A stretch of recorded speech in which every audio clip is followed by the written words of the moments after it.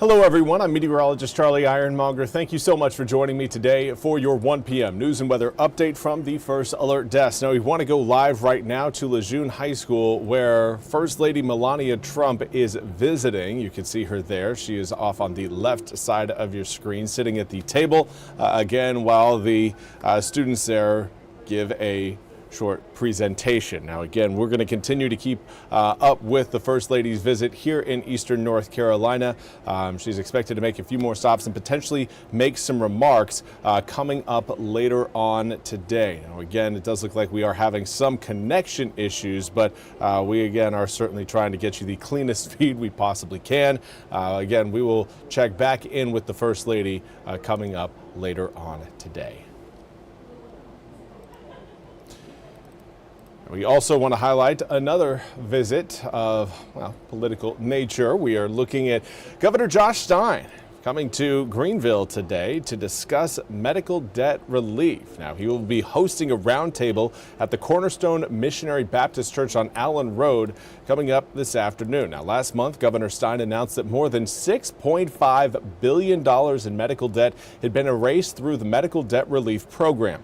The program relieves more than 2.5 million North Carolinians of their medical debt across the state. Now, we also want to turn our attention to the ongoing war in Ukraine, where Russia has recently launched a massive drone and missile strike against Ukraine. NBC's Matthew Bodner has more from London.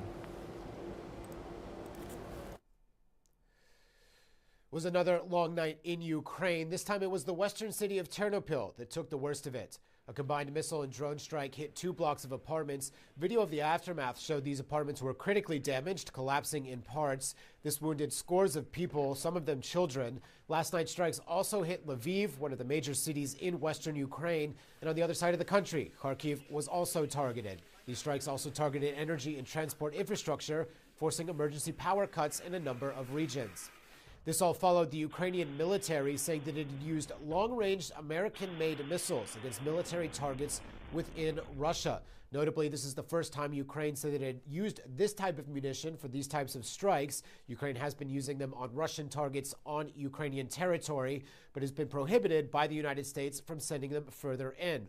All the while, Ukraine has been conducting long-range strikes into Russia using its own domestically produced weapons. They have some long-range missiles and they make a lot of drones. This latest development suggests that the White House may have changed its policy about Ukrainian long-range strikes in Russia, though we have not yet heard anything from the White House on this count. And Ukraine does say that it will continue to do these types of strikes moving forward. And this all comes as an American delegation actually arrived in Kyiv today, led by senior U.S. Army officials. They say that they're on a fact-finding mission to talk to Ukrainian officials about the war and about how to end the war. Back to you. Thank you very much, Matthew, for that report. We now want to turn to your weather forecast. Again, we've had a few raindrops rolling across eastern North Carolina earlier this morning. A lot of those rain showers have worked their way off the coast. Here's a look at what we've got across the southeastern United States, really kind of the mid-Atlantic region. The rain showers that worked their way through the east, again, now off the coast, and we're not really looking at a whole lot of redevelopment further back towards the west. So while we are looking at some cloud cover across parts of eastern North Carolina, others are seeing some clearing in the skies. Right now, 72 degrees in Grifton, comes with a west-northwesterly breeze at 9 miles per hour. We again do have signs of blue overhead in Grifton. Going to be a warm afternoon for those of you, again, seeing sunshine early, but everyone right now well above our seasonal average. Normal this time of year is right around the low 60s. So right now, Manio and Roanoke Rapids, both coming in at 63 degrees, are essentially experiencing our seasonal norm. The rest of eastern North Carolina is just substantially warmer than that. Right now, we've got 75 degrees in New Bern, 76 in Jacksonville, as well as Oriental. We've got 73 in Swan Quarter and Kenansville, 72 in Kinston, 69 showing up in Goldsboro, along with Edenton and Hatteras.